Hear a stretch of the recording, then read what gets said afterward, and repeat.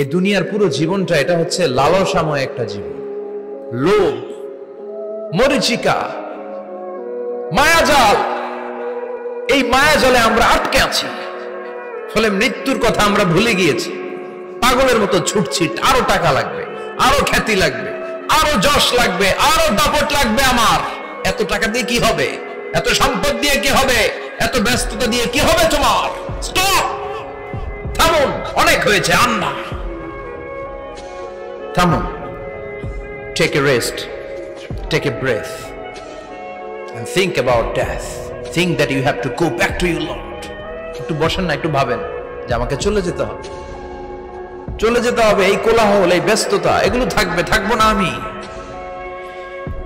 সাইয়েদনা ওমর ফারুক বলেছেন, মুতু ক্বাবলা আন তামুতু, মরার আগে একবার মরো। হাসিবু ক্বাবলা আন তুহাসাবু আলাইকুম, তোমার হিসাব নেওয়ার আগে তুমি একবার নিজের হিসাবটা করো না। কাগজ বের করে একটু লিখো না কি কি ভালো কাজ করছিলা, যেগুলো দিয়ে নাজাতের ওসিলা হতে পারে। 1 2 3, আর কি কি আকাম কুকাম করছো দেখো না, লিখে দেখো তোমার অবস্থাটা কি। মরার আগে একবার মরো। মরার আগে খাটের মধ্যে শুয়ে শটান করে চোখ বন্ধ করে একবার মরার ভান করে দেখেন কেমন লাগে। চোখটা বন্ধ করেন আর ভাবেন আপনি নাই, কি কি হতে পারে ভাবেন। আপনার ছেলে মেয়েরা কান্না জুড়ে দিবে, আপনার প্রাণের স্ত্রী বিলাপ শুরু করে দিবে, বন্ধু বান্ধবের চিৎকার আর মাতম, স্থানীয় এলাকার মসজিদে ঘোষণা, অমুক এলাকার নিবাসী অমুক ভাই, অমুকের ছেলে অমুক দুনিয়ায় নাই।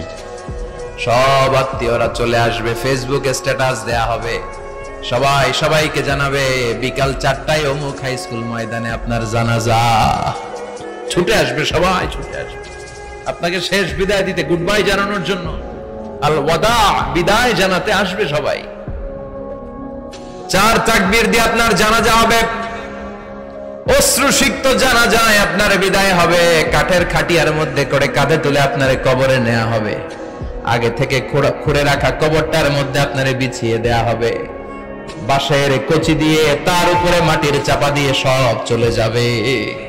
ভাবেন না একবার চোখ বন্ধ করে, this is the circle of life, this is the nature of life. এটা সবার হবে, আমার হবে, আপনার হবে। এত মায়া, এত ভালোবাসা কই যাবে? কেউ থাকবে না, সবাই আপনার অন্ধকার কবরে রেখে দিয়ে চলে আসবে। উপরে বাঁশের কঞ্চি, তার উপরে মাটির চাপা, অন্ধকার আর অন্ধকার। এই অন্ধকার যেন শেষ হতে চায় না, শুধুই অন্ধকার, ঠিক কিনা? এজন্য আমাদের চলে যেতে হবে। দাদা গেল, চাচা গেল, মামা গেল, আমাদেরকেও যেতে হবে, জোরে কোন ঠিক কিনা? একদিন মাটির ভেতরে হবে ঘরে মন আমার, কেন বন্ধ দালান ঘর, প্রাণ পাখি উড়ে যাবে পিঞ্জর ছেড়ে।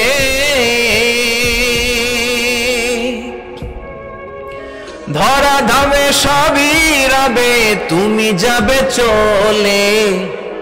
বন্ধু বান্ধব যত, মাতা পিতা যারা সুত, সবই হবে তোমার পরে। মন আমার কেন বন্ধ দালান ঘর, একদিন মাটির ভেতরে হবে ঘরে মন আমার, কেন বন্ধ দালান ঘর, ঠিক কিনা? সব করে থাকবে, চলে যেতে হবে আমাদেরকে। এজন্য আখিরাতের কথা যেন আমাদের স্মরণ হয়। বিশ্বনবী বলতেন, নাহাইতুকুমান জিয়ারাতিল কুবুর, আমি তোমাদেরকে কবর জিয়ারত করতে আগে নিষেধ করতাম, কিন্তু এখন নিষেধাজ্ঞা প্রত্যাহার করে নিলাম। এখন সব সময় তোমরা কবরের সামনে যাবা আর জিয়ারত করবা। কবরস্থানে জানতো বড়ুয়া কৃষ্ণপুরের এই গ্রামের কবরস্থান আছে কোন দিকে? পূর্ব দিকে আছে, গোখরার জলের ওদিকে। যান আপনারা, একটু যাবেন, একটু গেলে আখিরাতের কথাটা স্মরণ হবে। ওখানে ছোট শিশুরা শুয়ে আছে, কিশোর যুবকরা আছে, আপনার মতো তাগড়া যুবক মুরব্বীরা আছে। এরা এই এলাকায় থাকতো, এরা আকাশ থেকে নেমে আসে না, এই এলাকার সন্তান, আজ নাই। একটা সার্টেন পিরিয়ড শেষে আপনিও থাকবেন না। This is the nature of life, this is the circle of life. ছোট্ট শিশু হয়ে এসেছিলেন, শৈশব, কৈশোর, যৌবন, প্রৌঢ়ত্ব। আগে ছিলেন সিঙ্গেল, বিয়ে করে হয়ে গেলেন ডবল। এরপরে আল্লাহ আপনাকে একটা মেয়ে দিল, এরপরে মেয়েকে বিয়ে দিয়ে শ্বশুর হলেন, এরপরে ওই মেয়ের ঘরে সন্তান হতে নানা হলেন। আর কতদিন? অনেক দিন হলো তো, অনেক লম্বা সময় পেয়েছেন আপনি। Think about death. এবার যাওয়ার কথা ভাবেন। আখিরাতের সামানের কথা ভাবেন, ফিরে যেতে হবে। কি শক্তিশালী যুবক, বার্ধক্য চলে আসলে লাঠি ছাড়া চলতে পারে না। কুচকুচে কালো দাড়ি সাদা হয়ে যায়, দাড়ির শুভ্রতা, বয়সের ভার, রং ধরা যৌবন জং ধরে শেষ, ঠিক কিনা? This is the circle of life. যুবক ভাইরা, এটাই জীবন, চলে যেতে হবে, কেউ থাকতে পারবে না, ঠিক কিনা? এটা রিমাইন্ডার আল্লাহ এই সূরার ভেতরে দিয়েছেন যে তোমাদেরকে ফিরে যেতে হবে, এই লোভ লালসা ছেড়ে দাও। রব্বুল আলামিন বলেন, আলহাকুমুত তাকাসুর হাত্তা যুরতুমুল মাকাবির। ও গোলাম, দুনিয়ার সম্পদ, লোভ লালসা তোদেরকে পাগল বানিয়ে দিয়েছে। এই লোভ পাগলামি কোনোদিন তোদের থামবে না যতদিন না তোরা কবরে ঢুকবি, ঠিক কিনা? কার কথা? আল্লাহ বললেন, দুনিয়ার সম্পদ আর লোভ আর মোহে তোমরা গাফেল হয়ে গিয়েছো। আখিরাতের কথা বেমালুম তোমরা ভুলে গিয়েছো, কিন্তু আখিরাতে তোমাদের যেতেই হবে, কবরের বাড়িতে তোমাদের ঢুকতেই হবে, ঠিক কিনা? যেতেই হবে, আমরা ভুলে যাই। আলহাকুমুত তাকাসুর, অতিরিক্ত পাওয়ার লোভ, বেশি বেশি খাওয়ার লোভ, বেশি বেশি জমানোর লোভ মানুষকে গাফেল বানিয়ে দিয়েছে। এটা মানুষের স্বভাব, আরো চাই আরো চাই, এই স্বভাবটা আছে না নাই? দেখবেন ছোট বাচ্চারা মসজিদের দোয়া অনুষ্ঠান শেষে জিলাপি দেয় না? বড় কৃষ্ণপুর কি দেয়? আগে বাতাসা দিত না, এখন কি দেয়? জিলাপি দেয়, মিষ্টি দেয়। তো মসজিদের 2-3 গেট থেকে যদি দেয়, ছোট বাচ্চারা দেখবেন এদিক দিয়ে কয়েকটা নিয়ে আবার ওই গেটে লাইন ধরে। ওর হাত হলো ছোট হাত, ওর হাত ভর্তি জিলাপি, আর নেওয়ার জায়গা না, এরপর আরেক জায়গায় লাইন ধরছে, আরো লাগবে আরো লাগবে, এই আরো আরো আরো চাই। এই স্বভাবটাই মানুষকে কুড়ে কুড়ে শেষ করে দিয়েছে।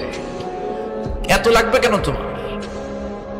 চাহিদার কোনো শেষ নাই, unlimited demand of human being. যার আছে বেশি তার চাই বেশি, যার সাইকেল আছে তার হুন্ডা চাই, হুন্ডা আছে তো প্রাইভেট কার চাই, প্রাইভেট কার আছে তো প্লেন চাই, প্লেন আছে তো হেলিকপ্টার চাই, হেলিকপ্টার আছে তো ওইটা চাই, ওইটা আছে তো সেটা চাই, ঠিক কিনা? এলাকার মেম্বার যে হয়েছে চেয়ারম্যান হতে চায়, আছে না নাই? চেয়ারম্যান সাহেব এমপি হতে চায়, আছে না নাই? এমপি সাহেব মন্ত্রী হতে চায়, আছে না নাই? মন্ত্রী সাহেব প্রধানমন্ত্রী হতে চায়, আছে না নাই? কিন্তু এই দেশে সুযোগ নাই। কথা কন, এই দেশে প্রধানমন্ত্রী সিলেক্টেড, 2-3 জনের বাইরে কেউ প্রধানমন্ত্রী হতে পারবি না, ঠিক কিনা? আমার এই জীবনে তো আমি 2-3 জনই দেখলাম। বেগম খালেদা জিয়া, মাননীয় প্রধানমন্ত্রী শেখ হাসিনার ছোট্টবেলা দেখেছি এরশাদকে, আমরা তখন ছোট। তো মানুষের চাহিদার কোনো শেষ নাই, যার আছে বেশি তার চাই বেশি। এজন্য বিষ্ণু বলেছেন, উনজুরু ইলা মান হুয়া আসফালা মিন, তোমার চেয়ে যে খারাপ আছে ওর দিকে তাকাও। ওয়ালা তানজুর মান হুয়া আ'লা মিন, তোমার চেয়ে যে ভালো আছে ওর দিকে তাকাও না, তোমার চেয়ে যে খারাপ অবস্থানে আছে ওর দিকে তাকাও। অনেকে নিজের অবস্থান নিয়ে সুখী না, এরকম আছে না নাই? আল্লাহ আমার এটা দিল না রে, ওইটা দিল না রে, পাইলাম না রে, কিচ্ছু হয় না, কি করব জীবনে, হতাশ। আসলে আছে কিন্তু অনেক, কিন্তু শুকরিয়া নাই, ডাকাত, ঠিক কিনা? নিজের অবস্থান নিয়ে সুখী না, কিন্তু অনেক লোক আছে তারা আপনার অবস্থানে পৌঁছতে চায়। তাদের দিকে তাকিয়ে দেখেন, আপনি যে অবস্থানে আছেন এই অবস্থানে পৌঁছাটা অনেকের কাছে স্বপ্ন। তারা প্রতিনিয়ত সংগ্রাম আর স্ট্রাগল করে যাচ্ছে আপনার অবস্থানে পৌঁছতে, আর আপনি এটা নিয়ে সন্তুষ্ট না। শেখ সাদির নাম শুনেছেন? বালাগাল উলা কাশাফাত দুজা, এই কবিতাটার রচয়িতা ইরানের বিখ্যাত এক কবি। উনি একবার আর্থিক সমস্যার মধ্যে দিয়ে সময় কাটাচ্ছেন, টাকা নাই, পয়সা নাই, পায়ে দেওয়ার মতো জুতা নাই। উনি খুব দুঃখ পেলেন, হায় রে, আমি ইরানের এত বড় কবি, আমার পায়ে দেওয়ার মতো জুতা নাই। দুঃখ ভরা মন নিয়ে রাস্তায় হাঁটতে বেরোলেন। হাঁটতে হাঁটতে হঠাৎ দেখলেন একটা লোক শুয়ে শুয়ে কাঁদছে, ওই লোকটার 2টা পাই নাই, পাই নাই। উনি সেজদায় পড়ে গেলেন, আল্লাহর কাছে ক্ষমা চাইলেন, আল্লাহ অনেক দিয়েছো, শুকর আলহামদুলিল্লাহ। এজন্য যেই পরিস্থিতিতেই থাকি না কেন আমরা কি পড়বো? জোরে বলেন, কি পড়বো? এজন্য কানাতু মিনাল ইসলাম, অল্পে তুষ্ট থাকার নাম হলো ইসলাম। সম্পদ লাগবে কিন্তু সম্পদের পাহাড় লাগবে না, ঠিক কিনা? অল্প খান, অল্প পড়েন, অল্প জামান, অল্পের ভেতরে বরকত ঢুকায়া দিছে কে? দেখবেন যাদের সম্পদ অল্প তারা সুখী বেশি, জরিপে এটা দেখা গিয়েছে, অনেক সার্ভেতে এটা এসেছে, যারা সম্পদশালী এরা দুঃখী বেশি, এদের দুঃখ বেশি, টেনশন বেশি। খুব স্বাভাবিক, টাকা যার বেশি রোগ তার বেশি, টাকা যার বেশি টেনশন তার বেশি, টাকা যার বেশি ঘরে শান্তি তার কম। আছে না নাই? ঘরের ভিতরে অশান্তি, ছেলে কথা শোনে না, ছেলে টানে গাঞ্জা, মেয়ে করে পরকিয়া। আছে না নাই? স্ত্রী কথা শোনে না, ভালোবাসা নাই, ঘরটা জাহান্নামের টুকরা। রোগ বালাই, এক একটা হসপিটাল বিল পরিশোধ করতে মাসে 5 লাখ 10 লাখ। আছে না নাই? কিছু খেতে পারে না, ডাক্তার একেবারে ডায়েট মেনু বেঁধে দিয়েছে। ডায়েট, ভেরি ডায়েট মেনু, এটা এটা এটা এটা কিছুই খাবেন না, শুধু গরু খাবেন না, খাসি খাবেন না, চিংড়ি খাবেন না, খালি ঘাস খাবেন।